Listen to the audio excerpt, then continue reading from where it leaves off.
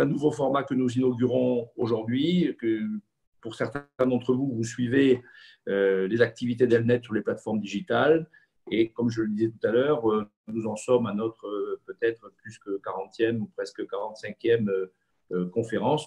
Principalement, les thématiques que nous avons abordées sont des thématiques qui relèvent de l'action politique ou stratégique, puisqu'Elnet est une organisation internationale qui œuvre au renforcement du dialogue sous différentes formes entre les pays européens et Israël. Et nous avons été très mobilisés par la crise du coronavirus, ses répercussions politiques, économiques, diplomatiques, que nous abordons et nous travaillons sur beaucoup de sujets en lien avec l'activité politique et stratégique du Moyen-Orient, et que ces derniers jours, comme vous l'avez compris, nous n'avons pas chômé pour répondre aux différentes préoccupations qui s'expriment notamment à propos de possibles plans d'application de la loi israélienne sur les implantations de Judée-Samarie, ce que les médias et les responsables politiques que vous entendez souvent appellent improprement annexion d'une partie de la Cisjordanie. Mais ce n'est pas le terme d'aujourd'hui. Nous avons décidé d'ouvrir un nouvel espace de dialogue avec un autre format, ces ateliers républicains que notre ami Gérard Rabinovitch, que je salue, a concocté avec Sarah Pérez, qui est en charge de tout le travail de recherche et d'analyse au sein de notre organisation ici à Paris. Et donc, nous sommes très heureux de vous retrouver. Donc, c'est un format qui a été conçu au départ pour se faire en présentiel et avec un relais numérique. Donc là, évidemment, les contraintes de la crise sanitaire nous obligent à rester non pas confinés, mais en tout cas éloignés les uns des autres, ce que, évidemment, nous regrettons. Mais contre mauvaise fortune, bon cœur, nous nous retrouvons sur Zoom et nous aurons d'autres rendez-vous dans le cadre des ateliers républicains. Mais pour en savoir davantage, je suis heureux de céder la parole immédiatement à notre ami Gérard Rabinovitch, qui va vous présenter notre projet et notre programme de cette matinée avec nos invités. Gérard, c'est à toi. Merci beaucoup. Merci beaucoup, Arié. La déontologie clinique pose pour ces réparations plusieurs niveaux d'action. Le nécessaire, l'urgent, le vital. Si on les transpose métaphoriquement aux actions d'Elnet, le nécessaire, on voit, c'est l'interlocution constante entre l'Europe et Israël, entre la France et Israël, afin de traverser tous les écrans de l'ignorance, briser les clichés, les stéréotypes, augmenter les échanges politiques, culturels, éducatifs, scientifiques, technologiques, multiplier les rencontres des sociétés civiles. L'urgent, c'est la prise en compte des impératifs géostratégiques communs aux démocraties libérales, devant les dangers qui se déploient de divers horizons pour les abattre. Elles se doivent à un pacte de soutien et de secours mutuels au-delà des divergences contingentes, épisodiques qu'elles peuvent trouver en chemin. Le vital. Le vital, c'est un travail de veille spirituelle. On pourrait dire cognitive, éthique, psychique, qui scrute pour le juguler un conflit civilisationnel différent de ce que l'expression conflit de civilisation retient ordinairement. Un conflit qui voit s'affronter civilisation de vie et civilisation de mort, qui traverse toutes les régions civilisationnelles du globe, qui est interne à chacune d'entre elles. Un conflit qui voit s'affronter les élans vers la bonne vie, la vie bonne, comme on dit en philosophie politique, comme horizon, et les tropismes de mort. Les démocraties elles-mêmes n'en sont pas exclues. Le projet démocratique vacille, assailli de l'intérieur comme de l'extérieur, par le démontage et le délitement de ses valeurs frontispices de sa culture, la raison, la liberté, l'éthique, gravement minée et dégradée ces temps-ci. La raison n'est plus l'exigence du discernement, mais est réduite à un calcul. La liberté n'est plus le libre exercice du débat et du questionnement sur le bien commun, mais aussi entendue comme la licence du tout est permis. L'éthique n'est plus l'acte gradué de l'élévation dans l'esprit de justice, mais le bon cœur angélique qui se dissimule les dures contraintes du réel. Elle cesse de faire digue suffisamment, en tout cas aujourd'hui. Devant les périls qui se profilent, Le travail de police et de renseignement renforcé est un incontournable. L'action militaire est inévitable contre les groupes terroristes, par exemple. Mais cela ne suffiront pas et seront vains s'ils ne sont pas articulés sous le boisseau, la mobilisation et le réarmement autour des valeurs spirituelles collectives, celles que je viens de citer, en patrimoine commun. Notre époque est aux précarités, précarité sociale, précarité sécuritaire, précarité environnementale, précarité des représentations politiques, on le voit, précarité du langage, anémié et dégradé en métaphores faisandées par le communicationnel, précarité de la recherche du vrai au profit d'un relativisme débilitant, précarité de l'identité sexuée dans les méandres des théories du genre où la sexuation est assimilée à un code vestimentaire, précarité de l'unicité de l'espèce humaine dans les puérilités de l'antispécisme, précarité même de l'identité humaine sous les coups du transhumanisme, etc., etc. La liste est longue. En tout cas, elle pourrait être résumée par la précarité des valeurs ringardisées par les postures rebelles et les fantasmes de toute puissance. L'époque est aussi aux engouffrements, au débordement, au démantèlement. À partir d'un prétexte signal, un crime authentifié ou supposé, une humiliation avérée ou fantasmée, un dol brisant ou vindicatif, une oppression subie ou fabriquée artificiellement, bref, des dettes réelles, symboliques, à acquitter, ou bien rhétoriques et intriguées. D'autres temps, on parla, dans les années 70-80, du nouveau désordre amoureux, dans la suite de 68.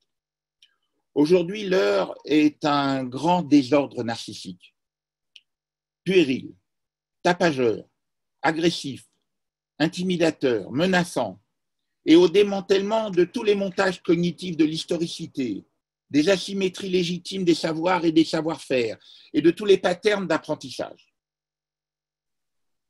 Notre époque est aussi aux débandades.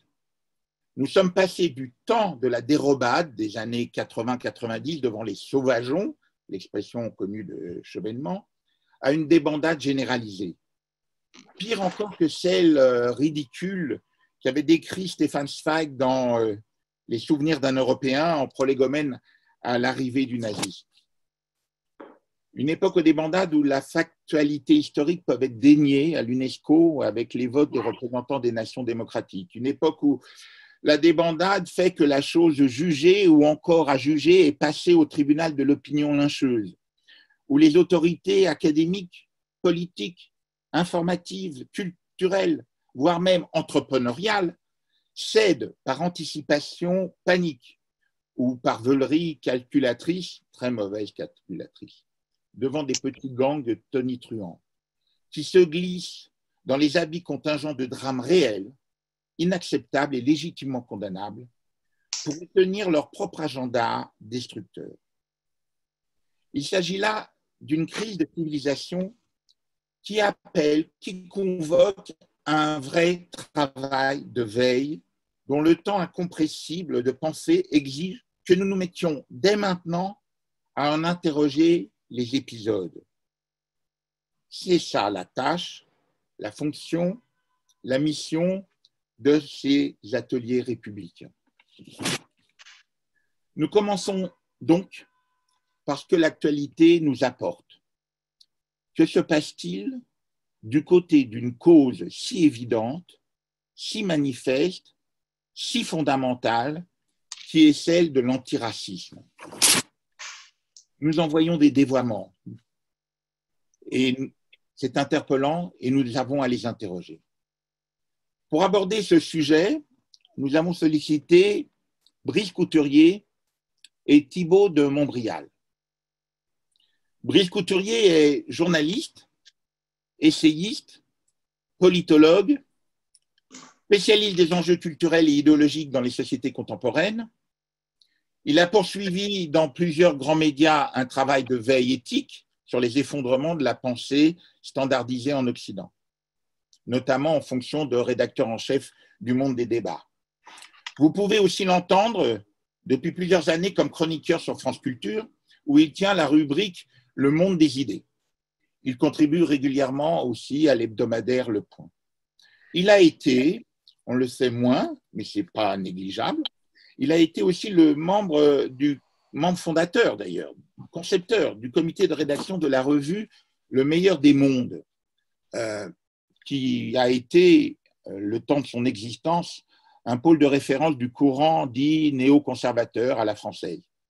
Que d'autres désignent plus justement, d'ailleurs, je pense, de gauche orwellienne en référence à l'écrivain antitotalitaire qui était George Orwell. Il a publié plusieurs ouvrages, dont le plus récent, 1969, Année fatidique, aux éditions de l'Observatoire, est une brillante synthèse historique et analyse politique de l'après-mai 68, et dont la couverture de l'ouvrage indique bien quel est son propos. Tout est parti de là. Nous allons entendre aussi Thibaut de Montbrial. Donc, il est avocat au barreau de Paris et il est un des principaux avocats des forces de l'ordre. Il est spécialisé dans la défense des forces de sécurité intérieure, police, gendarmerie, armée, la légitime défense, la défense de victimes de crimes, d'accidents collectifs et d'actes terroristes. Il est un des bons connaisseurs des questions de sécurité intérieure, ce qui donne à ses réflexions et à ses commentaires le poids précieux d'une documentation clinique au chevet, comme le sens clinique l'indique, et avec des diagnostics qui sont déduits. Il est également président du Centre de réflexion sur la sécurité intérieure, le CRSI, un think tank qui est dédié aux questions de sécurité. Thibaut de Montbrial est chroniqueur au Figaro et intervient régulièrement dans les médias sur les questions liées au terrorisme et à la sécurité. Il est l'auteur d'un ouvrage consacré aux défis posés par l'islamisme et à la société française, Le sursaut ou le chaos. Vous voyez combien c'est un ami dans nos combats collectifs, qui était paru chez Plomb en 2015. C'est un grand plaisir de les avoir tous les deux avec nous, mais c'est aussi une évidence, l'évidence d'un regard croisé depuis là où ils se trouvent chacun, là où ils se tiennent, ce qu'ils en savent percevoir et comprendre avec lucidité. Si Brice Couturier est avec nous, je vais lui donner la parole. S'il n'est pas là, je vais demander à Thibaut de commencer. Qu'en est-il? Est-ce que Brice est là? Apparemment pas. Je pense qu'il faut commencer avec Thibaut de Montbrial. Alors, Thibaut. Ah non. Ah, le voilà. Brice est avec nous. Bonjour. Bon, Brice, tu n'as pas entendu toutes les éloges qu'on t'a fait, ni les introductions générales, mais j'allais te passer la parole. Tu t'es présenté à ce moment-là, je te passe directement la parole. Chers amis, bonjour. L'assassinat de George Floyd par un policier blanc aux États-Unis, à Minneapolis, a fait ressurgir en France l'affaire dite Adama Traoré, même si je vais essayer de l'expliquer, les deux cas ont peu de rapport entre eux. Parce que l'histoire des Noirs américains victimes de l'esclavage dans leur propre pays est très différente de celui des Noirs français venus d'Afrique par l'immigration de leurs parents ou de leurs grands-parents, et surtout parce que les forces de police aux États-Unis sont très différentes dans leur rapport à la population, y compris noire, aux États-Unis et en France. Il faut savoir une chose, en France, aux États-Unis, la police américaine est confrontée à des délinquants qui sont souvent armés et les policiers se comportent souvent de manière extrêmement violente à l'égard de la population. Il faut savoir qu'en moyenne, chaque année, les polices américaines tuent 1 millier de personnes aux États-Unis. On est très loin, par bonheur, de ce résultat en France où la police non seulement ne tue pas les gens, mais a l'ordre, comme vous le savez, de ne pas poursuivre les délinquants quand ils sont sur des scooters ou sur des voitures volées, parce qu'ils risqueraient de provoquer des accidents et donc des émeutes. Donc en France, la police ne tue pas ni les Noirs ni les Blancs. Il faut savoir aussi qu'il y a effectivement une disproportion de Noirs tués aux États-Unis par la police, puisque selon le site Mapping Police Violence, 24% des personnes tuées aux États-Unis par la police sont des Noirs, alors que les Noirs ne comptent que pour 13% de la population. Donc, il y a une disproportion évidente du nombre de personnes tuées par la police alors qu'ils sont Noirs. Non pas parce qu'ils sont Noirs, mais alors qu'ils sont Noirs. En outre, en France, comme on sait, hormis les polices municipales qui ne sont pas armées, en général, enfin elles le sont de plus en plus, la police et la gendarmerie dépendent de l'État et du ministère de l'Intérieur. Aux États-Unis, c'est très différent. À part quelques unités de police fédérale, la plupart des policiers sont en réalité des polices de comté, des polices d'État et des polices municipales, de ville. Les grandes villes ont des forces de police très importantes. Par ailleurs, souvent, les policiers qui ont été virés pour violence des grandes polices municipales, des grandes villes, retrouvent du travail dans des petites villes éloignées de ces grands centres urbains et ils sont beaucoup moins formés et donc plus enclins probablement à la violence que ceux des grandes villes. Ça explique aussi un certain nombre de bavures et ces 1000 victimes des forces de police qu'on compte hélas aux États-Unis tous les ans. Encore une fois, ça n'a rien à voir avec la situation française. Mais on a importé un imaginaire américain en France à l'occasion de l'affaire Floyd et on a essayé de faire ressortir l'affaire Traoré. Et encore une fois, ça a très peu de rapport puisque Adama Traoré était un récidiviste et qu'il a échappé, par 2 fois, il a tenté d'échapper à la police qui tentait de l'appréhender avant de subir des forces de containment qui ont probablement été une des causes indirectes de son décès selon les études qui ont porté sur son cas. Mais on a importé un imaginaire américain et une idéologie américaine dans laquelle, en réalité, la lutte des races devrait remplacer la lutte des classes et la domination remplacer l'exploitation. Bizarrement, il faut savoir que nous revient ainsi en boomerang une idéologie, une philosophie transformée en idéologie qui est d'origine française, ce que les Américains appellent la French Theory, parce qu'en réalité, il s'agit de thèses de Michel Foucault, de Derrida, de Bourdieu sur la domination, qui nous reviennent en boomerang. En réalité, ces philosophes avaient commencé le travail dit de déconstruction de l'idéologie occidentale, de la philosophie occidentale, de la culture occidentale aussi, et qu'au même moment, dans les années 60 et 70, où a émergé cette philosophie dite de la déconstruction, on avait affaire aussi à un phénomène noté par, notamment, à mon avis, le premier par Jean-Marie Apostolides, qui est le fait que la figure du héros était remplacée à cette époque, à la fin des années 60, par la figure de la victime. Le nouveau personnage historique essentiel, ce n'est plus le héros qui provoque, comme disons Churchill ou De Gaulle, qu'on est comme par hasard en ce moment dont on est en train de déboulonner des statues, ce n'est plus le héros, mais la victime. En 1969, j'ai consacré un livre à cette année et je me suis aperçu d'une chose troublante. C'est en 1969 que naissent tous les mouvements identitaires. Ces mouvements, c'était le mouvement gay, le mouvement féministe, un nouveau féminisme très différent du précédent, beaucoup moins universaliste en particulier, le mouvement noir, évidemment, les mouvements identitaires. Or, ces mouvements sont apparus en 1969 pour une raison simple. C'est que le mouvement, The Movement aux États-Unis, qui était donc le mouvement des droits civiques et articulé au mouvement des étudiants contre la guerre du Vietnam, qui est un mouvement unitaire, ce mouvement a échoué en réalité en 1969 et on a pris conscience.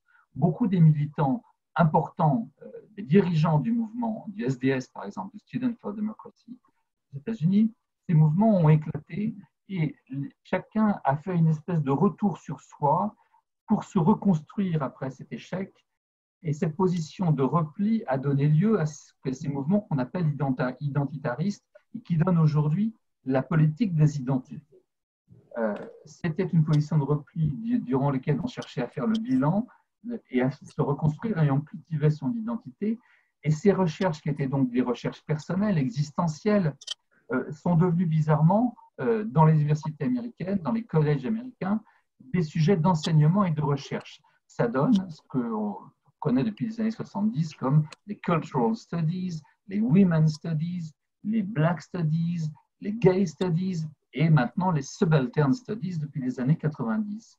Du coup, les identités collectives ont été promues en paradigme politique, se sont muées en programmes revendicatifs, des idéologies qui étaient en réalité bricolées à partir de la notion d'identité, de la notion d'identité de genre, évidemment, femmes homosexuelles, transsexuelles, ou ethniques ou religieuses, ces identités collectives sont devenues, d'une manière, on essaie de les faire passer, je dirais, pour des savoirs, pour des connaissances. On cultive. Alors, il y a un bouquin formidable, je vais le montrer, c'est le bouquin de Mark Lilla, qui est un grand prof américain, qui s'appelle la gauche identitaire, qui montre qu'un des problèmes que rencontre aujourd'hui le Parti démocrate américain, c'est qu'il n'est plus capable en réalité de proposer un programme commun de la gauche américaine qui parlerait à l'ensemble du peuple, mais qu'il n'est plus qu'une coalition, qu'on appelle la coalition arc-en-ciel, c'est une coalition d'identités, de revendications identitaires qui essayent de s'ajouter les unes aux autres et qui ont le plus grand mal en réalité à coexister entre elles parce qu'il y a entre elles une forte concurrence en réalité. Chacune de ces identités se présente comme devant être privilégiée. Et c'est un problème pour la gauche américaine que la gauche française devrait méditer, parce qu'il peut lui arriver la même chose, à savoir ne plus être qu'une coalition bricolée d'identités souffrantes et de griefs identitaires qui cherchent à s'accumuler sans s'articuler entre elles. La seule chose qui unit ces différentes identités, ces cultures identitaires et ces revendications politiques identitaires, c'est l'hostilité envers la culture dite dominante, qu'il s'agit donc dans les universités américaines de tenter de déconstruire. Précisément, là encore, on a un heurt entre la culture américaine et la nôtre, entre l'héritage de l'esclavage, qui est celui du peuple des États-Unis, et l'héritage de la colonisation, qui est le nôtre, qui n'ont pas grand-chose en commun. C'est que notre culture française est républicaine, elle est laïque et elle est universaliste, alors que la culture américaine est particulariste, elle l'a toujours été. Après tout, les Irlandais et les Italo-américains ont toujours constitué ce qu'on appelle des Américains à tiret, c'est-à-dire que l'origine de chacune des nationalités qui composent la mosaïque américaine a toujours voulu préserver de manière très évidente ses propres particularités. Nous avons le modèle républicain du brassage des nationalités, des provinces entre elles dès la Révolution française, quitte à brimer ces provinces et à arracher des identités installées pour former un peuple citoyen, civique. Les Américains n'ont pas le même modèle et c'est leur affaire. Mais la collision à partir du mélange entre l'affaire Traoré, disons la projection de l'affaire Floyd sur l'affaire Traoré, était inévitable parce que notre universalisme est attaqué comme une forme d'hypocrisie par toute une mouvance qu'on appelle indigéniste. Je vais citer évidemment le PIR, le Parti des indigènes de la République de Boutelja, la Ligue de défense noire africaine, le collectif contre l'islamophobie en France et le collectif pour Adama qui en réalité mêlent entre eux, essayent de fusionner entre eux tous ces différents collectifs qui sont en réalité très minoritaires, mais qui arrivent quand même, on l'a vu dans les rues, au sortir du confinement, à rassembler 20 000 personnes, ce qui n'est pas rien. Notre histoire n'est pas celle des Américains. Notre histoire en particulier de l'antiracisme est très différente de la leur. Nous avons plaidé, l'antiracisme chez nous, il naît de l'affaire Dreyfus en réalité. C'est un antiracisme républicain, universaliste, qui cherche un droit à l'indifférence dans l'espace public, qui refuse l'assignation des individus à une identité collective qu'on leur collerait sur le front et dont ils ne pourraient pas sortir. Quelque part, nous avons en vue une forme de métissage. Et évidemment, la politique identitaire heurte de plein fouet cette idée de métissage. Quand on assigne les individus à une identité essentialisée, on en fait une forme de culture, voire de programme politique, il est évident que ceux qui souffrent le plus, et on le voit très bien aux États-Unis, ce sont les métis. Où doit-on les mettre, les métis? Quand on est aux États-Unis, les parents doivent décliner la race, un mot tabou chez nous qui est au contraire extrêmement valorisé aux États-Unis, la race de leur enfant. Ça pose de grands problèmes à ceux qui sont moitié mexicains, moitié chinois, un quart de sang indien, où on les met cela. Cette assignation est dangereuse et elle contredit vraiment nos traditions à nous.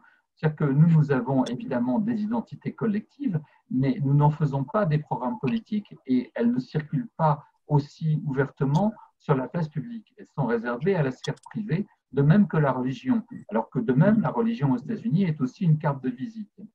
Elle n'est pas quelque chose de privé, elle est quelque chose de public. Brice, Oui. je te remercie beaucoup. Je vais laisser la parole maintenant à Thibaut. Et puis ensuite, l'un et l'autre, vous allez échanger et tu auras l'occasion, dans ces échanges-là, de pouvoir poursuivre les choses tout à fait passionnantes et que tu as remis bien en cadre pour comprendre l'enjeu contemporain du moment. Thibaut, à vous la parole. Cher Gérard, cher allié, cher Brice Couturier, merci de ce moment d'échange. La vague de protestations venue des États-Unis menace-t-elle les fondements de la République et l'universalisme des droits de l'homme? La réponse est oui, et comme il me reste encore 9 minutes 50, je vais vous le développer un petit peu.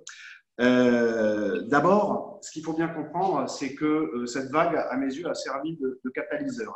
Elle a créé une brèche, mais qui est une brèche qui vient entériner une situation déjà en réalité extrêmement dégradée en France sur ces sujets.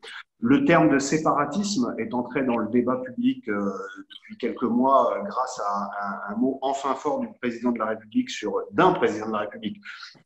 ce sujet, mais néanmoins les fondements d'un séparatisme, les fondements de fracture française, comme disait Floquet, sont en réalité déjà présentes depuis longtemps. Pourquoi est-ce qu'elles sont présentes? Il faut le dire, c'est qu'il y a sur cette question un abandon de l'État, une faiblesse de l'État, moi je le dis, une lâcheté de l'État, de tous les gouvernants depuis une trentaine d'années, qui ont commis l'erreur absolument folle de laisser au Front National les grands thèmes régaliens, avec en particulier la gauche qui, au tournant des années 2010, a considéré qu'après avoir perdu l'électorat ouvrier, il fallait essayer de séduire un électorat issu de l'immigration, ce qui a été le début de fractures profondes au sein de la gauche et de reniement de la part de certains qui ne sont pas glorieux.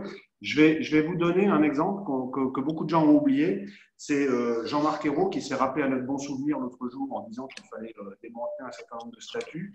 Quand il était Premier ministre, il a dissous le Haut Commissariat à l'intégration qui avait été instauré par Michel Rocard et il a lancé un grand chantier sur l'avenir de l'immigration en France avec un rapport absolument consternant mais affligeant qui a été publié, parfois il y a des symboles dans les dates, le 13 novembre 2013 et c'est un 13 novembre idéologique avant le 13 novembre tragique que nous avons connu 2 ans plus tard et qui était une ode au multiculturalisme. Et il préconisait notamment, je vais juste vous lire 3 lignes, alors il y a des différents thèmes qui étaient abordés, et il y avait le thème de la remise à plat, c'est écrit comme ça, de l'histoire de France, avec des phrases telles que l'histoire enseignée se réfère à des figures incarnées qui demeurent très largement des grands hommes blancs et hétérosexuels. Il y a un enjeu fort à faire évoluer le panthéon il y a un enjeu fort à faire évoluer le panthéon des figures censées incarner les grands mouvements, les époques et les dynamiques plurielles de la société. Et il est prôné dans ce rapport de mettre l'accent sur les mouvements de population, c'est-à-dire, il écrit, ceux liés à l'esclavage et à la traite négrière, les colonisations, sans oublier l'Europe. Alors Jean-Marc Ayrault, qui était Premier ministre à l'époque, il a qualifié ce rapport, je le cite, de formidable. Il était un peu le seul à l'époque, donc ce rapport a été un petit peu mis sous le boisseau, mais on en voit, si on reste dans le détail des choses, on voit certaines des préconisations émerger parfois une par une, mais tout ça pour vous dire que ces propos, qui sont déjà des propos indigénistes, il faut les appeler par leur nom, étaient donc figurés dans un rapport de Matignon à la fin de l'année 2013, ce qui est très intéressant. Monsieur Ayrault vient de prendre cher, j'en ai autant à droite. Il y a, par exemple, l'évolution tout à fait extraordinaire de Jacques Toubon, qui était défenseur des droits jusqu'à ces dernières heures. Et Jacques Toubon, dans une évolution totalement hallucinante, lègue à l'administration française un rapport dont les meilleures feuilles ont été publiées par Marianne il y a quelques jours, où des concepts comme intersectionnalité, discrimination systémique ou ségrégation sont utilisés, et où il est dénoncé, j'espère que vous êtes tous assis chez vous, il est dénoncé le fait que les magistrats français s'appuie, je lis le rapport, un extrait, s'appuie encore trop souvent lors des procès sur une recherche de la faute et une culture juridique française de l'égalité. C'est-à-dire que vous avez le défenseur des droits qui fait reproche au système juridique français de s'appuyer sur les notions françaises, comme dans ce système juridique français, des droits dont les juridictions sont saisies.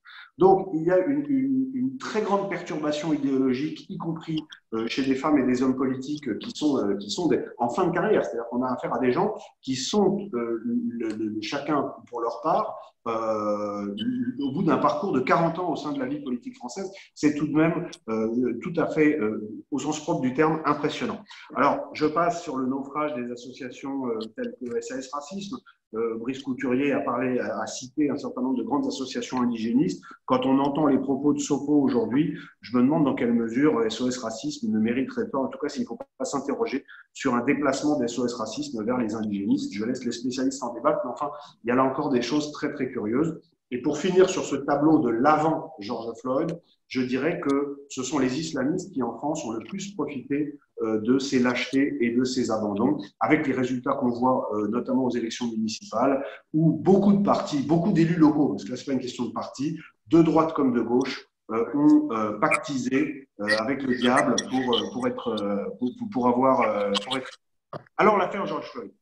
Brice Couturier a excellemment décrit les différences structurelles entre la France et les États-Unis, au sein desquelles on ne peut que conclure, si on reste dans une réflexion rationnelle, que les éléments de comparaison sont en réalité très faibles. Les systèmes ne sont pas les mêmes, le rapport à la communauté ne sont pas les mêmes, communautarisme assumé aux États-Unis, ils sont organisés comme ça, avec un paradoxe, c'est que le patriotisme est plus fort que chez nous, c'est-à-dire que ces communautés vivent de façon juxtaposée, mais elles se retrouvent au pied du drapeau. Alors, elles n'ont pas toujours la même interprétation de ce que c'est que d'être un patriote américain, mais il y a là un point d'unanimité. En France, ce n'est pas tout à fait pareil. On a l'universalisme laïque, que Brice a rappelé, fondé sur l'assimilation et l'intégration, mais on a parfois un petit peu de mal avec la notion de patriotisme qui pourtant paraît découler naturellement de cette organisation. Les polices ne sont pas les mêmes, vous l'avez dit, je ne répète pas ce que vous avez dit, je dis juste une chose que beaucoup de gens n'osent pas dire en France, parce que c'est le fait que les Américains ont des statistiques ethniques qui permettent de le dire.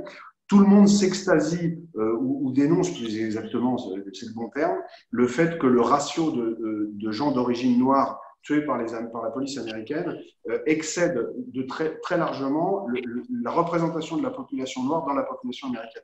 Mais en fait, c'est un calcul mathématique qui est faux. Le vrai calcul mathématique, c'est de se poser la question quel est le rapport de gens d'une ethnie quelconque qui sont tués par la police par rapport à la représentation de cette ethnie dans la criminalité. La police ne va pas tuer les gens par hasard dans la rue, elle les tue à la suite d'actions qui sont ensuite, le cas échéant, l'objet de débats juridiques, mais qui sont des actions qui sont en lien avec une intervention contre la délinquance. Donc le vrai ratio, c'est de se poser la question quel est le nombre de tués par une police, non pas par rapport à la représentation d'une population dans l'ensemble de la population, mais par rapport à la représentation d'une population dans l'ensemble de la délinquance. Et si on fait ça, on se rend compte que le nombre de blancs tués par la police est à peu près égal au nombre de noirs tués par la police à bassin criminogène comparé, puisque le nombre de noirs impliqués dans la criminalité aux États-Unis est à peu près 4 fois supérieur à celui des blancs. Vous imaginez qu'on ne peut pas faire ce calcul en France.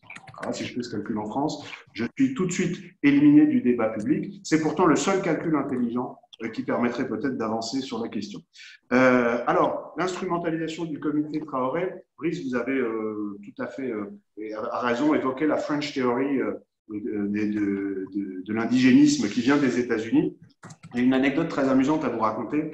Donc, évidemment, le comité de Traoré est complètement perfusé par la French Theory, puisque c'est Youssef Bahmi, qui est un ancien du mouvement islamiste de libération et qui est un indigéniste, qui souffle à l'oreille de Madame Traoré. Il y a quelques jours, vous vous souvenez qu'il y a eu une manifestation du comité Adama devant l'ambassade américaine. Alors, évidemment, au sein de la préfecture de police, tout ça a été pris très au sérieux. Et il y a un petit plaisantin qui a dit, sur le ton de l'humour, qu'après tout, il fallait laisser les Américains se démerder, puisque cette manifestation était le fruit de toute la French Theory que les élites américaines avaient mis dans le crâne des gens comme Rokhaya Diallo et d'autres qui sont allés se former là-bas et qui maintenant font de la guide propre telle qu'elles l'ont appris aux États-Unis, et que, évidemment, le fait que ça se retrouve dans l'ambassade américaine est un petit clin d'œil de l'histoire qui n'aura échappé à personne. Alors, ensuite, la façon dont la classe politique française a réagi à l'affaire George Floyd et à la tentative d'instrumentalisation est évidemment une faute majeure. Pourquoi ? Le président de la République avait là l'occasion de taper du poing sur la table et de dissocier fermement les situations et d'envoyer un message aux forces de l'ordre qui sont de plus en plus chahutées sur le terrain avec des faits graves constatés quasiment toutes les nuits. Au contraire, on a eu un ministre de l'Intérieur qui est allé chez Jean-Jacques Bourdin expliquer que l'émotion primait le droit, rappeler ce qui n'était pas franchement la question, que lui-même se sentait plutôt proche des manifestants parce qu'il venait du militantisme antiraciste, qui est quand même une phrase qui ne s'imposait pas particulièrement quand on y va en qualité de représentant et des forces de sécurité intérieure. Et puis le naufrage absolu de Mme Belloubet, qui a eu à la fois l'humiliation et le déshonneur de proposer aux Traoré de venir les rencontrer et de se voir opposer une fin de non-recevoir au nom de la séparation des pouvoirs. C'est la double gifle. Alors, les conséquences sur le terrain sont extrêmement préoccupantes. Les policiers manifestent toutes les nuits, sans oser aller trop loin, parce que c'est une police républicaine, profondément républicaine. Mais il faut que vous sachiez qu'il y a beaucoup d'équipages de police qui maintenant ne sortent plus de la voiture pour ne plus prendre de risques juridiques, ce qui à terme aura évidemment des conséquences graves en termes de délinquance. Les politiques semblent quand même assez paralysés par la question. Et je termine pour laisser la place au débat en vous disant donc que ma vision, elle est pessimiste. Et pourtant, je suis convaincu par les conférences que je fais en France, par les rencontres que je fais dans les tribunaux, etc., que le peuple qui compose la nation française, dans son immense majorité, il veut de l'autorité. Il n'est pas dupe. Et je crois qu'il faudrait… La grande erreur politique, ce serait de se laisser paralyser par quelques dizaines de milliers de gens qui sont des activistes, dont on connaît le fondement idéologique, dont on connaît le mode opératoire, et qu'à un moment donné, il va falloir assumer, au nom d'une république évidemment démocratique, mais forte, et qui a le droit de se défendre, il va falloir assumer de les affronter pour éviter, cher Gérard Rabinovitch, la débandade que vous évoquiez dans votre propos introductif. Merci beaucoup, Thibault. Brice, tu veux réagir maintenant pour ouvrir le débat aussi? Oui, sur cette question de la demande d'autorité, ça me paraît absolument essentiel. Moi, je regarde tout le temps les sondages. Vous savez, les gauchistes qui cherchent à conflictualiser, parce que c'est aussi ça qui est derrière, il y a la volonté de conflictualiser parce qu'une partie de l'extrême gauche dans son ensemble a le sentiment que du conflit, plus il est tendu, plus le progrès en découle. Or, en réalité, quand on regarde les sondages de très près, on voit qu'il est faux de dire que tout le monde déteste la police, comme le disent les manifestants en ce moment. En réalité, la police est très populaire dans l'opinion. Elle fait des scores qui oscillent autour de 70% d'opinion favorable, alors que les médias qui ne cessent de mettre en cause la police et de faire croire que la police française est une police répressive, ces mêmes médias, les médias qui pensent, les médias d'avant-garde, sont très impopulaires, eux. C'est ça le paradoxe de la situation que nous vivons, c'est que nous avons le sentiment, quand on écoute les médias, quand on regarde les télévisions en continu, que la demande est une demande lénifiante, alors que la demande est en réalité une demande d'autorité. Et là-dessus, je pense que la classe politique se trompe lourdement et qu'elle joue un jeu dangereux, en effet, parce qu'il y a un parti qui se présente, lui, comme un parti d'ordre, tout en soufflant le désordre dans la rue, comme on l'a vu avec le soutien des Gilets jaunes. C'est le Rassemblement national, j'arrive jamais à dire. Le Rassemblement national, c'est comme toujours l'extrême droite, a toujours ces deux feux, fer au feu. D'un côté, inciter à la violence et à l'insécurité, de l'autre, se présenter le moment venu, c'est-à-dire au moment des élections, comme les seuls capables à rétablir l'ordre. Et ça me fait penser à ce que Gilles Clavreul, que j'aime beaucoup, appelle la tenaille identitaire, pour revenir au débat qui nous anime ici. C'est qu'à cette revendication d'autonomie, à cette course à la victimisation qui est celle de minoritaires qui cherchent à instrumentaliser un soi-disant conflit racial, répondra inévitablement, et on le voit avec des personnages comme Éric Zemmour, une crispation identitaire de sens inverse du côté du peuple d'origine, comme dit Mathieu Bock-Côté, qui ne voit pas pourquoi il devrait débaptiser ces rues, abattre les statues de Colbert et de Jules Ferry, sous prétexte que des gens venus de l'autre côté de la Méditerranée trouvent que ce sont des personnages infréquentables. Encore une fois, moi, ce qui me paraît le plus extravagant dans l'affaire, c'est de voir abattre les statues de Victor Schœlcher, que Mitterrand a bien fait d'installer au Panthéon, parce que c'est celui de nos hommes politiques qui a mis fin exactement à l'esclavage. Mais voilà, on lui reproche maintenant de ne pas toujours été esclavagiste, d'avoir été converti. Enfin, c'est quand même lui qui a mis fin à l'esclavage. Abattre ces statues, pour des militants antiracistes dans mon genre, ça commence à… Je trouve que c'est la goutte d'eau qui fait déborder le vase, si vous voulez. De même que s'en prendre à des personnalités comme Churchill et De Gaulle, qui ont sauvé l'honneur des démocraties occidentales en combattant le nazisme, fait mal à un fils de résistant tel que moi. Donc, si vous voulez, mon exaspération n'ira pas jusqu'à aller porter Marine Le Pen au pouvoir, parce que je suis assez intelligent pour savoir ce qui s'en suivrait. Mais ce que je redoute, c'est que cette tenaille identitaire, cette importation en France des luttes raciales et communautarisées américaines provoque par contre-coup chez nous la même chose qu'on a vu aux États-Unis, c'est-à-dire l'élection d'un Donald Trump. Parce qu'après tout, c'est l'incapacité du Parti démocrate, comme je disais tout à l'heure, à fédérer entre elles les différentes identités communautarisées, ethniques et sexuelles, qui a provoqué en feedback l'élection de Donald Trump, qui s'est présenté comme le président des Blancs, et ils sont encore majoritaires. Donc c'est très dangereux d'agiter ce genre de drapeau. Notre tradition politique, c'est la lutte idéologique, c'est la lutte entre des conceptions du monde qui essayent de représenter le peuple dans son entier, pas des fragments du peuple identifiés à partir de leur ethnie, de leur genre ou de leurs préférences sexuelles. C'est un grave danger, cette importation d'idéologie américaine, parce que ça fait en fait le jeu de l'extrême droite et du populisme. J'ajoute, je ne sais pas si on aura l'occasion d'en discuter, que les réseaux sociaux, de ce point de vue-là, sont une vraie catastrophe pour nos démocraties. Derrière les réseaux sociaux, on a les usines à trolls de Poutine, on a maintenant les Chinois, les Iraniens qui soufflent sur les braises de nos conflits, là encore pour conflictualiser au maximum, et qui jouent le jeu évidemment des extrémistes qui cherchent à déstabiliser nos démocraties libérales. Thibault ? Oui, pour rebondir sur les réseaux sociaux, ce que dit Brice est tout à fait exact. Et j'ajoute que lors des travaux qu'on a eus sur le livre blanc de la sécurité intérieure avec les services du ministère de l'Intérieur, l'impact des réseaux sociaux et notamment de la façon dont l'instantanéité des réseaux sociaux combinée à la capacité de fabriquer des fake news post-potentialisées était souligné comme constitutif potentiellement de menaces stratégiques majeures pour la France. Mais je suis totalement d'accord avec ce que vient de dire Brice, mais il faut faire deux remarques tout de même. La première, c'est qu'il y a un point de relatif optimisme, c'est que la tenaille identitaire, on l'a tous crainte en 2015, quand il a commencé à avoir les attentats. On a très vite tous craint, alors tous, hein, les gens qui travaillent sur la question, les policiers, les politiques, etc. On a très vite craint d'avoir des attentats de l'extrême droite en représailles. Et il n'y en a pas eu.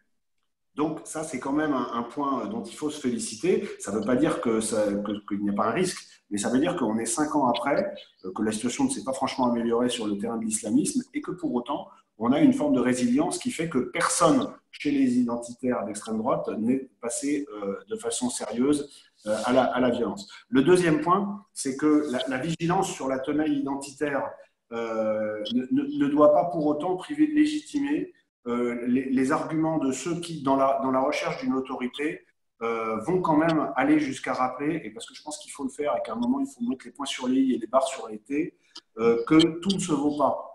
Et que quand on est dans un pays, qu'on le veuille ou non, il y a une histoire qui est une histoire séculaire, il y a des racines qui sont ce qu'elles sont, il y a un peuple d'origine, j'aime beaucoup cette expression aussi de Mathieu Bocoté, notre ami canadien, et il ne faudrait pas se voir privé non seulement du droit, mais de la faculté d'utiliser cet argument au nom d'une reprise en main par l'autorité, sous prétexte que c'est un argument qui peut être dévoyé par l'extrême droite. Parce qu'on a trop longtemps été paralysé sur des arguments de bon sens par le fait que certains autres arguments sont des arguments extrémistes. Mais certains des arguments de l'extrême droite, utilisés par l'extrême droite, sont des arguments de bon sens absolu et ont longtemps été des arguments qu'on a laissés dans l'argumentaire de l'extrême droite. Ça ne fait que quelques années que les partis républicains se sont réappropriés, avec notamment le courage intellectuel d'Emmanuel Valls sur la question, par exemple, et on voit comment il est traité par ce qui est aujourd'hui le Parti socialiste. Alors là aussi, quel naufrage, mais enfin, je laisse la parenthèse de côté. Donc, c'est à l'aune de la violence dramatique qu'on subit depuis quelques années que les thèmes profondément hegeliens ont été enfin réappropriés par les partis politiques républicains. Voilà, donc je mets juste un petit bémol, il faut faire très attention à ne pas se laisser confisquer l'argument de l'autorité par l'extrême droite. Je suis absolument d'accord avec vous, mais moi je suis un fervent partisan, et je le dis dans toutes les réunions, notamment avec des décideurs politiques qui me consultent, c'est que je leur dis, plus la République, dans le cadre du droit républicain, se défendra par des mesures fortes mais justes, l'autorité n'est pas l'autoritarisme, avec une chaîne de sécurité qui fonctionne depuis la police et la gendarmerie jusqu'à la justice. Il y aura beaucoup à dire sur la justice. La République a le droit de se défendre, avec vigueur, parce que ce qui est en jeu, c'est son avenir. Hein. Ce qui est en jeu, ce qui nous pend au nez, parce que là, il faut être clair, les conséquences de ce que décrit Brice avec beaucoup de justesse, c'est un affrontement armé interethnique en France. On a tous des amis, qui yougoslaves, qui libanais, qui algériens, qui nous racontent que ce qui se passe actuellement en France leur rappelle exactement les prémices dans les années 70 au Liban, fin des années 80 en Yougoslavie ou au tournant des années 88-90 en Algérie. Hein. Il ne faut pas se leurrer. Les gens qui l'ont vécu, ils nous expliquent que ce qu'ils voient en France, le risque qui est en train le risque, c'est qu'on ait une importation de ces conflits. Et donc, à mon avis, la seule chance de l'éviter, et de l'éviter encore, parce que je suis plus du tout sûr qu'on puisse vraiment l'éviter, mais c'est d'être extrêmement ferme dans les mesures et les actes à prendre, mais tout en étant ferme sur les fondamentaux démocratiques, juridiques et éthiques. Oui, écoutez, en vous entendant, d'abord, je vois la convergence et la complémentarité de vos convergences des analyses et complémentarité des réflexions et des propositions. Il y a une chose que vous avez dit tous les deux, et je crois qu'il ne faut pas avoir peur d'insister. Thibault a raison de dire, premièrement, il y a une espèce d'intimidation, d'auto-intimidation, une espèce de surmoi qu'on ne comprend pas, de la part d'un certain nombre de gens sur défendre des options qui pourraient sembler être celles de l'extrême droite. Or, c'est justement l'inverse qu'il faut faire. C'est-à-dire que si on veut être légitime dans sa revendication républicaine, voire de gauche, c'est de ne pas laisser ces revendications ou ces propositions à l'extrême droite, là où elles seraient maltraitées, alors qu'elles pourraient rester des propositions dans le cadre du dispositif républicain et démocratique si elles sont portées justement par la gauche. On pense autrefois à l'affaire Kravchenko, par exemple. Au moment où, après la guerre, en 1948, quelqu'un venait annoncer qu'il y avait des camps en Union soviétique. Et comment, immédiatement, tout le monde a eu peur, sauf quelques trotskistes et la droite, de parler de Kravchenko. Et il a fallu attendre encore 10 ans pour que eux-mêmes, à l'intérieur de leurs propres arrangements et intrigues bureaucratiques, on reconnaisse qu'il y avait des camps en Union soviétique. Et on est dans des situations et dans des montages mentaux et psychiques, d'une certaine façon, qui sont assez similaires. L'autre chose, c'est que tous les deux, vous avez pointé, Thibault a parlé de naufrage. Mais moi, j'irais plus loin que naufrage. Je dirais que c'est une vraie trahison de la social-démocratie par le socialisme français. C'est-à-dire que le rôle de la social-démocratie, c'est d'unifier dans la réparation des conditions des classes laborieuses et puis des abandonnés de toute catégorie, les délaissés, les victimes laissées sur le bord de la route par les violences du marché. Or, la social-démocratie, en effet, en choisissant d'abandonner la classe ouvrière et en prenant pour maître à penser le think tank Terra Nova, non seulement a dévoyé son combat, mais elle a trahi sa mission historique, sa mission politique. qui est réformiste, qui est de faire en sorte que les gens ne soient pas laissés à l'abandon. Et elle a ouvert des boulevards à l'extrême droite ou à une fausse extrême gauche, mais elle a ouvert des boulevards. Je pense qu'on n'a pas assez pris la mesure et je pense que ça fait partie des interpellations aujourd'hui nécessaires pour éventuellement essayer de reconstruire une réparation. De ce point de vue, l'intersectionnisme, ce n'est idéologique comme jargon pédant, c'est rien comme pour nommer une espèce d'agrégation de revendications disparates, hein, potentiellement antagonistes, c'est rien d'autre que la forme radicale du discours de Terranova. Hein. Et ça inhibe aussi, dans cette diffusion, ça inhibe complètement le milieu universitaire, académique, médiatico, etc., qui n'ose plus rien. Thibault a eu la gentillesse de reprendre mon expression d'époque de la débandade, mais en effet, on assiste à ça. Là, je crois qu'on n'a pas pris la mesure en effet de ce drame, c'est bien d'avoir insisté là-dessus, de ce drame qui a été cette substitution de rôle de la gauche vers Terranova plutôt que d'être la forme républicaine de la défense des classes laborieuses. Maintenant, sur la question de l'universalisme, quand on écoute ce qui est en train de se tramer, on n'y est pas, hein, mais il y a quelque chose qui est en train de se faire. L'universalisme, il est biblique, et puis il est celui de la République, dans cet héritage du monothéisme éthique comme civilisation. Au Rwanda, le pattern originel, il était aussi d'une certaine façon pour les populations rwandaises l'universaliste, au sens que les Hutus, les Tutsis et les Twa étaient les trois fils d'un même père primordial, hein, ce qu'on appelait le récit de Gihanga.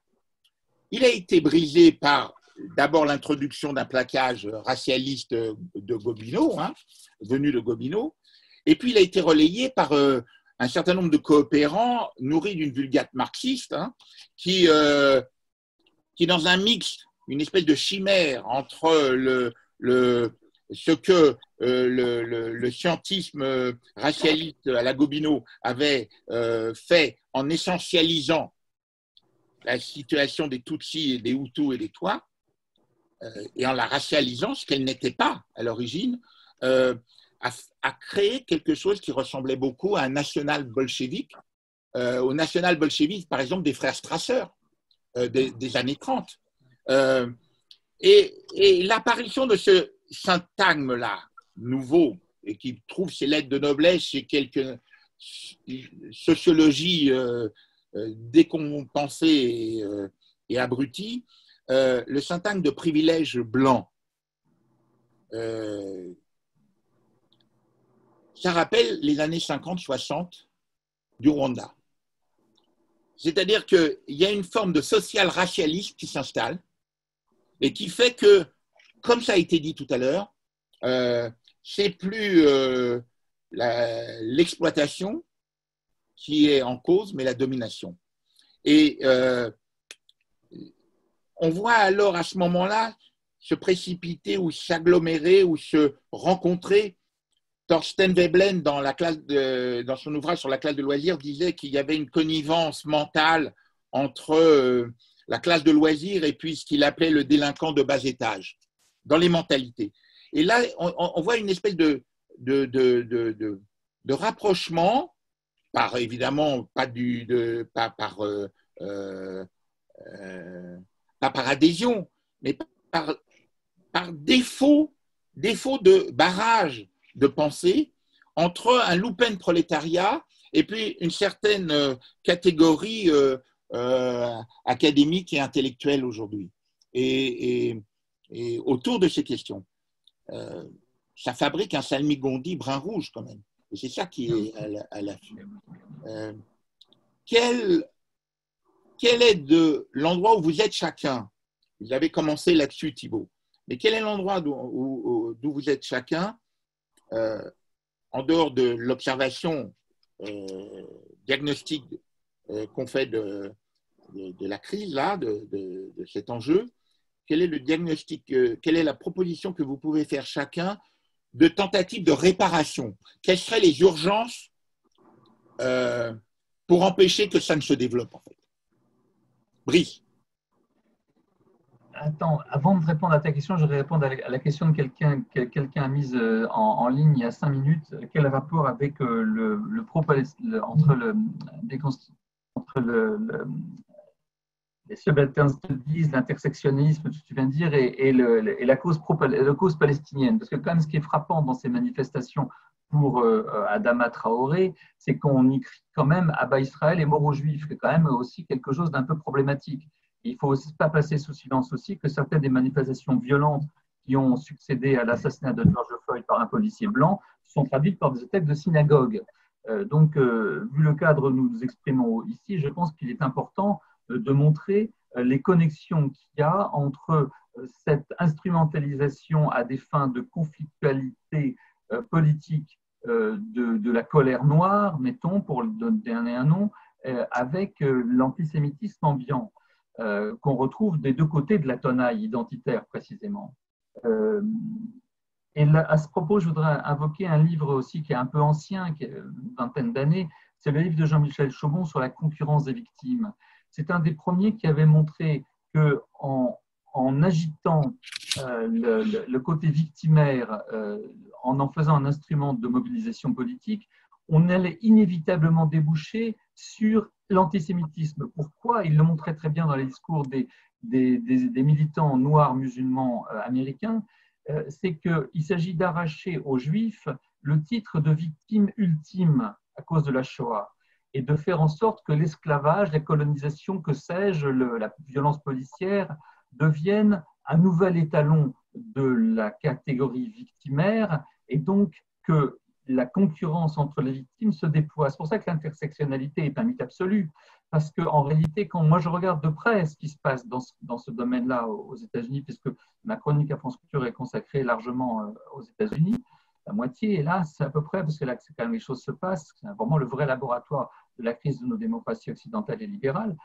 Moi, je vois un truc en ce moment qui est fantastique, c'est la bagarre incroyable qui a lieu en ce moment aux États-Unis sur les campus et en dehors, entre les trans et les féministes. Les transsexuels qui se prétendent donc femmes veulent accéder aux mêmes locaux et aux mêmes privilèges que les femmes sur les campus, et une partie des féministes le refusent de manière… alors on les accuse d'être violentes parce qu'elles refusent à ces trans le statut de femme que ces personnes réclament. Et on voit bien que les conflits sont inévitables. Plus les mouvements identitaires en réalité se fragmentent et se séparent, que vous avez les femmes noires et puis les femmes noires lesbiennes qui sont souvent en guerre avec les femmes noires hétérosexuelles. Chaque catégorie comme ça, chaque communauté issue à partir d'une identité se fragmente en réalité en micro-identités, en guerre les unes avec les autres. C'est le spectre, effectivement, on parlait tout à l'heure de guerre civile, c'est exactement ce qui nous menace, la guerre de tous contre tous. Oui, alors j'ai répondu sur la question palestinienne. Évidemment, à partir du moment où le prisme devient celui de l'esclavage et de la colonisation, et non pas le rapport de classe, c'est pour ça que ce que tu dis, Gérard, me touche beaucoup. Les partis de gauche dans nos pays avaient l'habitude de prendre en charge les intérêts de la société dans son ensemble, disons en tous les cas du peuple. C'est plus le cas. C'est pour ça qu'aux États-Unis, en particulier, pour reprendre sur cet exemple, les petits blancs qui sont les victimes par définition de taux de suicide extravagants, je pense à tous ces gens dans les Appalaches qui sont dans un état de misère extrême, se voient attribuer le titre de dominant par des universitaires américains vivant sur les deux côtes qui les méprisent absolument, et ça provoque leur rancœur et ça alimente évidemment cette droite populiste qu'on voit déferler à travers l'ensemble de nos démocraties. Prenons garde au fait que nous allions vers les mêmes résultats politiques, c'est-à-dire la mobilisation des pauvres blancs, des petits blancs, du white trash, comme on dit aux États-Unis, qui ont fait le succès de Donald Trump parce qu'ils se ressentent d'abord comme des pauvres et des pauvres blancs menacés par l'affirmative action. Parce que quand même, le paradoxe de la situation, c'est de parler dans les universités américaines, il y a des scènes absolument dantesques aujourd'hui où au début de chaque année universitaire, les blancs professeurs et élèves se fustiger de leurs privilèges blancs, et qu'en réalité, ce privilège, eh bien, mon Dieu, c'est celui plutôt des étudiants noirs qui bénéficient, grâce à l'affirmative action, de places privilégiées, de bourses privilégiées, et les petits blancs qui ont beaucoup de mal à accéder à ces universités, parce qu'elles sont très chères, en développent une rancœur qui peut être compréhensible, parce que le privilège, il n'est pas de ce côté, il est de l'autre. Je voudrais aussi dire un mot de quelque chose qui nous menace, parce que pour l'instant, on n'en connaît que les prémices, mais attendons la fin. C'est le fait que nous avons affaire à… Je vous ai trouvé une jolie citation de Czesław Miłosz dans Enfants d'Europe. Déjà nous est née une génération mortellement sérieuse qui prend au pied de la lettre ce que nous accueillons d'un sourire. Moi, baby boomer, j'ai lutté toute ma vie, j'ai eu tort dans une certaine mesure parce que nous avons été trop loin, pour la liberté d'expression, pour la liberté de parole, pour le droit au rassemblement, pour élargir l'horizon sur l'universel, parcourir la planète, ouvrir le champ des possibles aussi largement que possible. Et là, je vois cette génération milléniale et Z aux États-Unis et maintenant en France dans nos universités qui veut au contraire censurer, limiter au nom de l'environnement, du politiquement correct, restreindre la consommation, nous empêcher de prendre l'avion, enfermer les gens dans leur appartenance identitaire, réaffirmer les interdits religieux avec l'islamisme, séparer les hommes des femmes, les blancs des noirs. C'est exactement le contraire de ce que nous avions voulu. Donc, quelque part, je vois nos idéologies, nos idéaux des 60s se transformer en leur contraire absolu et donner lieu à une véritable contre-révolution culturelle. Alors là, il y a le bouquin de Caroline Fourest qui est paru il y a quelques semaines, Génération offensée. Je vous recommande absolument ce bouquin. Elle montre la progression du désir de censure aux États-Unis et maintenant qui nous atteint nous-mêmes. Des pièces d'Eschyle sont interdites à la Sorbonne parce qu'en Grèce, on portait des masques dorés et des masques blancs et c'est immédiatement interprété comme une affaire raciste et des gens débarquent pour essayer d'empêcher ça. On a vu en Angleterre, aux États-Unis, vous avez un mouvement qui s'appelle No Platform. C'est-à-dire qu'en fait, les gens qu'on n'aime pas n'ont pas le droit de parler sur les campus. Et ça va très, très loin. Au départ, c'était seulement des gens de droite. Maintenant, vous avez des gens de gauche parce qu'ils ne sont pas pour les trans. Par exemple, les féministes historiques en Angleterre ont été no platform parce qu'elles ne sont pas d'accord pour que les trans obtiennent les mêmes droits, enfin, puissent participer au mouvement féministe à parts égales avec les femmes. Et bien pour cela, certaines d'entre elles ont été interdites de campus. Ça va très loin. Or, ça se développe à Paris 8, ça se développe dans certains sites universitaires où les sciences humaines sont en train d'être grignotées par ces cultural studies américaines, par ces grievance studies américaines, women's studies, gay studies, etc. Et nous commençons à subir également ce type de censure. Or, ça aussi, ça va provoquer une exaspération parce que ce n'est pas dans notre nature, ce n'est pas dans notre code culturel que de subir la censure de minorités délirantes et extrémistes qui cherchent à empêcher le débat pour que certaines vérités ne soient pas dites. Merci Brice. Oui, je voudrais répondre à mon tour. Je vais juste répondre aussi à une question que j'ai vue passer sur l'écran. La question était de savoir en substance s'il n'y avait pas une part de responsabilité de l'autorité préfectorale ou autre sur le fait qu'il y avait eu des violences, moi je mets toujours des guillemets parce que je récuse l'expression, mais des violences policières sur les gilets jaunes. Je récuse l'expression pourquoi? Parce que la police a le monopole de la force légitime et que donc la violence policière elle est normale. Ce qu'il faut, c'est se poser la question de savoir si elle n'est pas excessive, ce qui n'est pas du tout la même chose philosophiquement. La réponse à mon sens, elle est que ce qui s'est passé fin 2018, il faut quand même se souvenir qu'on est passé à 2 doigts de la fin de la Ve République avec l'évacuation de Macron, il y avait un vrai risque de perte de contrôle de Paris, il y a eu des réunions, enfin bon, des choses que j'ai mis à profit le confinement pour écrire un 2e livre et je raconte un peu tout ça dans le livre. Là, il reste 5 minutes, donc je ne vais pas le faire, mais il faut bien… 3 minutes en fait, Brice. Pardon? 3 minutes seulement, Brice. Oui. Parce qu'il faut qu'on passe la parole à Arié.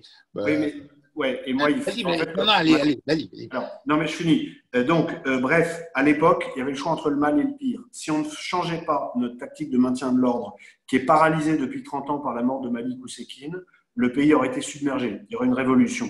Donc, il y a un certain nombre de gens dans les classes dirigeantes qui auraient été pendus au lampadaire au sens propre. On aurait eu le destin de la France, on aurait été changé, mais on aurait eu une vraie révolution en novembre 2018 avec une vague de violence que peu de gens réussissent à imaginer, mais qui était vraiment à notre porte. Ensuite, on s'est remis à faire du maintien de l'ordre un peu offensif. Et là où ça nous cause tort et cause tort à la police, c'est uniquement sur les questions de vidéo. Pourquoi? Parce que la nouvelle doctrine, en un mot, c'est que maintenant, on fait de l'extraction d'auteurs de violence. C'est-à-dire que vous avez la ligne des policiers sur une manif, et tout à coup, on voit 10 gars chargés et aller arrêter quelqu'un qui a l'air d'avoir rien fait, puisqu'il est en train de marcher. Et en réalité, les policiers l'ont identifié et vont l'interpeller pour une violence qu'il a commise 5 ou 10 minutes avant. Sauf que celle-là n'a pas été filmée. Et donc, ça permet à tout un tas d'activistes, mais là on revient au sujet précédent, qui sont des gens qui sont dans l'activisme politique pour dénigrer le régime et la police, qui disent, regardez, cette pauvre infirmière, elle n'a rien fait, etc., alors que c'est évidemment pas vrai. Donc, on avait le choix entre le mal et le pire, et moi je pense, puisque je fais partie de ceux qui sont à l'inspiration d'un maintien de l'ordre plus offensif, que en réalité, ça fait longtemps qu'on aurait dû avoir un maintien de l'ordre comme ça, et que ça aurait sans doute atténué un certain nombre de dérives de mouvements Black Blocs et autres depuis quelques années. Maintenant, la question de Gérard sur le fond, que faire? Vaste programme. Je pense en deux mots. Il faut assumer le discours, ne plus se laisser intimider par des journaux que personne ne lit, c'est votre formule de tout à l'heure, Mediapart, Libération. Mediapart, les gens qui le lisent, ils savent pourquoi ils le lisent. Libération, plus personne ne le lit. Et Le Monde, dont une partie a fait naufrage, est devenu un journal très idéologue qui ferait bien, là encore, de faire attention parce que le jour venu, ils seront quand même considérés comme étant les représentants de la race blanche dominante. Donc, je ne suis pas sûr qu'ils aient vraiment intérêt à rentrer dans une logique trop proche de celle des indigénistes dans la matrice intellectuelle. Et puis, il faut appliquer la loi. Ce n'est pas la peine de chercher la révolution copernicienne midi à 14h. Il faut juste appliquer la loi avec fermeté, avec équilibre, justement, c'est-à-dire sans excès, mais appliquons la loi. Cessons d'avoir des gens qui sont remis 15 fois dehors avec des rappels à la loi ou avec des travaux d'intérêt généraux que maintenant on ne leur fait plus faire qu'à 2/3. Ayons des postures d'autorité institutionnelle qui fassent que la République soit respectée et que la République ne soit pas raillée. Ce que beaucoup de gens dans l'administration, dans la magistrature, mais pas seulement, considèrent comme de la tolérance, c'est reçu en face comme de la faiblesse. Donc maintenant, ça suffit. Voilà. Merci beaucoup, Thibault. Arié, je te laisse la parole de conclusion de cette première réunion. Je voudrais dire oui, bien sûr, quelques mots parce que j'ai écouté avec beaucoup d'attention ce que nos invités nous ont dit de la thématique que nous avons choisie ce matin. C'est un sujet qui, pour moi, est très intéressant, conditionne d'une certaine manière et nous permet de lire les clés de l'avenir. Et ma préoccupation, finalement, c'est que j'ai l'impression que nous n'échapperons pas, en France, à un épisode totalitaire. Tout à l'heure, je pense que c'est Brice Couturier ou toi, Gérard, qui disait que aux États-Unis, la révolte des petits blancs a amené une personnalité comme Donald Trump au pouvoir.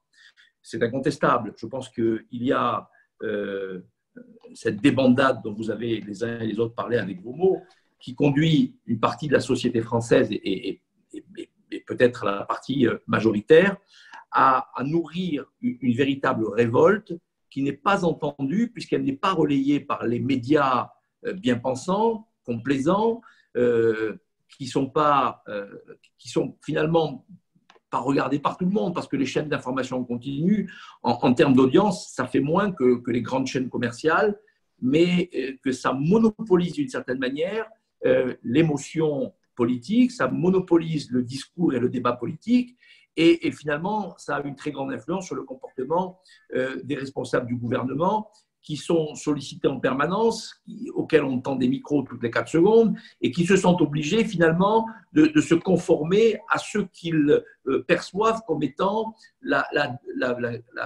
pensée dominante dans la société. Or, cette pensée n'est pas dominante, elle est minoritaire.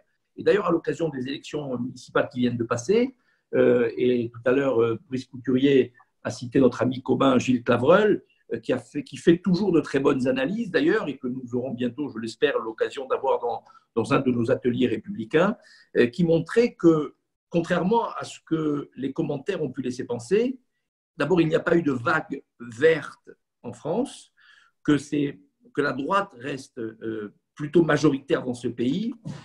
Ça ne se traduit pas dans les commentaires et dans la perception. Donc, il y a cette montée, ce ressentiment qui est en train de naître dans la société. Enfin, il ne fait pas que naître, il existe depuis des décennies maintenant, mais il pourrait accoucher à l'occasion d'une triangulation politique et d'un aléa électoral que personne ne maîtrise, à une catastrophe lors de notamment la prochaine élection présidentielle. Alors, je sais qu'on a beaucoup crié au loup, au loup, au loup sur l'extrême droite, mais à force de crier au loup, un beau matin, on va se réveiller et le loup sera dans la bergerie et il sera comme ça. D'autant que, contrairement à ce qui se passe aux États-Unis, la Constitution américaine, le système politique américain organise les contre-pouvoirs. Ce qui n'est pas le cas en France. En France, on est dans un système qui a été la Ve République, qui, au lendemain de la Deuxième Guerre mondiale, a permis finalement l'émergence d'un pouvoir fort, d'une stabilité politique, mais dans un contexte qui n'est pas celui que nous connaissons aujourd'hui. Aujourd'hui, par quoi est marquée la vie politique? D'abord par une abstention incroyable. Abstention à l'élection présidentielle, l'élection législative qui a suivi, à toutes les autres élections, et là, je pense qu'on vient de battre des records avec l'élection municipale. Donc, quand on additionne finalement la radicalisation du discours social, la violence qui s'est emparée de nos sociétés, on l'a connue avec le terrorisme islamiste, et c'est toujours vrai. On l'a vu avec les manifestations des Gilets jaunes, ça aurait pu dégénérer, et Thibault l'a rappelé, la République, la Ve République a été sauvée de justesse, on ne doit pas l'oublier. Le procès systématique qu'on fait aux policiers, qu'on est en train de désarmer au sens propre comme au sens figuré. C'est d'ailleurs la situation que l'on observe aux États-Unis, c'est juste délirant. Mais disons que nous ne sommes pas aux États-Unis et nous sommes dans une situation que nous ne gérerons pas de la même manière, parce que la Constitution de la Ve République donne énormément de pouvoir au président de la République et finalement donne au Parlement, non, il n'y a pas de contre-pouvoir véritable, puisque le Parlement vient apporter le soutien naturel au président de la République et au gouvernement qui est mis en place. Il y a bien eu des périodes de cohabitation, mais le fait d'avoir réduit le mandat à 5 ans et le fait d'avoir aussi fait en sorte que les élections législatives viennent après l'élection présidentielle, aujourd'hui empêche et quasiment interdit toute forme de cohabitation, donc toute forme de contre-pouvoir. Je suis très inquiet de voir cette bien-pensance s'installer dans notre société. Elle a toujours été plus ou moins présente, mais là, ça devient extrêmement grave. Mais c'est quoi la bien-pensance? La bien-pensance, c'est finalement cette capacité qu'ont un certain nombre de personnes dans notre société à être bienveillants avec des malfaisants. Les malfaisants qui se parent des oripeaux de la vertu et de la victime.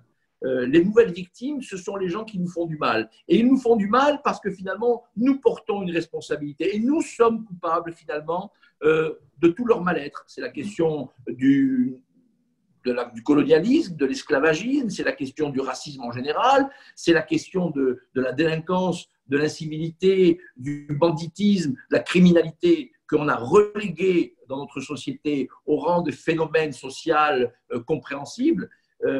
J'ai entendu, par exemple, lors des dernières manifestations, des gens nous dire qu'ils comprenaient ce qui cassait tout. J'ai entendu des militants de Black Lives Matter aux États-Unis, mais on aura les mêmes en France. Là-bas, c'est très radical dans le discours parce que la liberté d'expression est totale. Dire que nous irons jusqu'au bout si nous ne sommes pas entendus, quitte à tout brûler. Et ça n'était pas un activiste, c'était un des responsables de Black Lives Matter qui s'exprimait en direct sur une chaîne de télévision américaine et qui n'avait aucun problème à dire qu'on va tout brûler, on va pratiquer la politique de la terre brûlée. Et face à cela, les bien-pensants, qu'est-ce qu'ils font? Eh bien, ils mettent un genou à terre. Au sens symbolique, ça veut dire effectivement beaucoup de choses. Alors, est-ce que nous en sommes là en France? Pas encore. Encore que, on pourrait dire que c'est déjà, comme le dit souvent Thibault de Montbrial, peut-être déjà trop tard, mais moi j'ai du mal à me résoudre à l'idée que ce soit trop tard. Il nous reste beaucoup de choses à faire. On doit se mobiliser, évidemment, et puis on doit avoir ce genre de rencontres que nous allons répercuter, puisque ce qui a été dit aujourd'hui par nos amis, évidemment, ce n'est que l'introduction au début du commencement de ce grand débat qui existe malheureusement pas dans les milieux majoritaires. Ce n'est pas des débats qu'on peut avoir à la télévision, parce que si nous avions ce débat à la télévision, d'abord, on ne nous laisserait pas parler. Ensuite, on ne nous inviterait pas. D'ailleurs, on ne nous invite pas pour la plupart d'entre nous. Ou quand on nous invite, c'est pour nous mettre en situation finalement de ne pas pouvoir exprimer véritablement ce que nous voulons dire et de ne pas pouvoir mettre le doigt sur ce qui va mal. Alors, pour conclure d'un mot et peut-être laisser une minute à chacun de nos intervenants pour dire le mot de la fin véritablement, moi, je fais partie de ceux qui ont créé SOS Racisme il y a plus d'une trentaine d'années. J'ai d'ailleurs avec Julien Drey, avec Harlem Désir et Éric Guébali. J'étais à l'époque vice-président de l'UEJF, de l'Union des étudiants juifs de France. Nous avons créé SOS Racisme justement pour porter une parole de l'antiracisme républicain.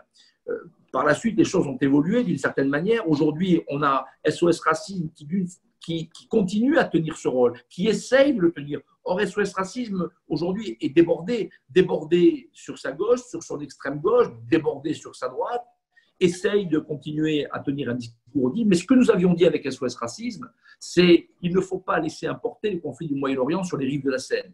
Et il faut contenir la montée du racisme en France qui s'exprimait par des corps insolents du Front National. Alors, nous l'avons contenu, mais nous avons contenu le torrent comme la digue contient les flots. C'est-à-dire que nous n'avons pas empêché de monter, mais nous avons monté les digues à chaque fois que la situation devenait incontrôlable. Et aujourd'hui, pour ne pas avoir traité les causes de cette crise, nous sommes encore dans une situation où on confond finalement le racisme en France avec les problèmes de société extrêmement profonds, comme ils le font d'ailleurs aux États-Unis, même si l'histoire des États-Unis, comme l'a rappelé Brice Couturier tout à l'heure, évidemment ne peut pas se comparer. On n'a pas connu en France l'esclavagisme, la ségrégation, la discrimination, comme elle fait partie, ou ces phénomènes-là font partie de l'histoire américaine. Donc nous sommes dans cette situation où effectivement il y a un racisme dévoyé, parce que les nouveaux antiracistes sont les nouveaux antisionistes, sont les nouveaux antisémites, et ça on ne le répétera jamais assez. Encore à Londres, une déclaration extrêmement violente de la direction de Black Lives Matter au Royaume-Uni, antisioniste, antisémite, faisant évidemment Israël le coupable de tous les maux, puisque Israël est devenu la quintessence de l'État raciste, ségrégationniste, colonialiste, pratiquant l'apartheid, le génocide contre les Palestiniens, j'en passe, et hélas, des bien pires. Donc voilà un peu quelle est la situation que nous voulions poser ce matin sur la table. C'est un immense sujet. Je remercie nos intervenants à qui je redonne la parole immédiatement pour qu'ils nous disent leurs mots de conclusion, parce que je voudrais que ce soit avec eux que nous terminions. Évidemment, Elnet est vigilante parce que tous ces phénomènes-là finalement participent du grand mouvement de la détestation d'Israël. La détestation d'Israël étant la détestation des valeurs démocratiques, étant la détestation de la culture à laquelle nous appartenons. Et si malheureusement le gouvernement continue à être aussi faible qu'il a été ces derniers temps, eh bien nous serons dans une situation extrêmement grave. Voilà. Si nous sommes encore avec nos intervenants, si Brice Couturier est avec nous, parce que je sais que Thibault de Montbrial devait partir et que probablement il nous a quittés à l'heure où je termine de m'exprimer. Donc peut-être le mot de la fin pour toi, Brice, si tu veux bien nous clôturer ce premier atelier républicain en remerciant chacun d'entre vous d'y avoir participé. Je remercie Elnet de nous avoir conviés. Mon mot de la fin, ça serait essayer si nous ne voulons pas importer chez nous des débats qui n'ont pas lieu, importer le conflit du Moyen-Orient ou importer les luttes raciales américaines, et c'est ce qu'il faut éviter à tout prix si nous voulons rester une république laïque et universaliste, c'est de remettre en route notre propre vie politique, de ne pas être à la traîne de débats qui n'ont pas lieu d'être chez nous, de retrouver la confiance en notre propre culture, en notre propre histoire, la fierté de notre propre histoire. Or, cette histoire comporte un phénomène merveilleux, c'est que nous et les Britanniques, nous avons été les premiers au monde à interdire l'esclavage, à avoir dépêché des bateaux de guerre pour aller chez les autres, dans les autres bateaux, les bateaux turcs par exemple, ottomans, l'Empire ottoman qui transportait des esclaves. Nous avons envoyé nos propres bateaux pour libérer les esclaves que nous trouvions chez les autres. Nous avons ce titre de fierté, nous devons le brandir bien haut parce qu'aujourd'hui, on nous accuse d'être encore des esclavagistes et ceux qui nous accusent d'être des esclavagistes oublient de lutter contre l'esclavagisme là où il a lieu encore aujourd'hui, au Soudan, en Éthiopie. Il y a des pays en Afrique, il y a encore des ethnies qui sont mises en esclavage. En Libye, aujourd'hui même, il y a des immigrés noirs qui sont vendus comme esclaves. Il y a encore quelques années, Daesh, il n'y a pas longtemps, il y a 4 ans, Daesh vendait des petites filles yézidis comme esclaves sexuels. On n'a pas vu grand monde dans les rues à ce moment-là pour manifester contre ces phénomènes. C'est regrettable. Plutôt que de lutter contre l'esclavage du XVIIIe siècle, il faut lutter contre celui que nous avons sous les yeux, ici, maintenant et aujourd'hui. Si nous retrouvons cette fierté d'avoir été les premiers à avoir mis fin à l'esclavage, d'avoir aussi mis fin à la colonisation, nous pourrons porter un message qui sera entendu. Si nous continuons à accepter de nous battre la coulpe avec ceux qui nous accusent d'être aujourd'hui encore des colonisateurs de nos immigrés et qui essaient de mobiliser les enfants de l'immigration comme des indigènes de la République, eh bien, nous aurons tout perdu. Si nous retrouvons le sens de notre démocratie, si nous la rendons plus vivante et plus attractive, les peuples, le peuple français, les peuples européens continueront à croire en leur histoire, en leur avenir. Et c'est ça qu'il faut souhaiter, parce que déconstruire ce que nous sommes, c'est ouvrir la porte aux illibéraux qui, un peu partout dans le monde, les régimes totalitaires, les Erdogan, les partis communistes chinois, les Poutine, nous font la guerre et ils attisent les conflits internes de nos sociétés dans leur propre intérêt. Retrouvons le sens de faire peuple, relançons notre machine démocratique et nous n'aurons pas besoin d'importer les conflits des autres qui n'ont rien à faire chez nous. Merci beaucoup, Brice. C'était le mot de la fin. Merci à Gérard Rabinovitch qui conçoit ce programme des ateliers républicains avec Sarah Pérez chez Elnet. Et merci à vous toutes et à vous tous qui avez participé. C'était on the record. Nous, il y aura un replay pour ceux qui n'étaient pas présents aujourd'hui. Et puis, nous allons essayer de tirer des enseignements, c'est ce qui est le plus important, de ce qui a été dit ce matin pour prolonger nos débats, notre réflexion. Une très bonne journée et à très bientôt avec Elnet.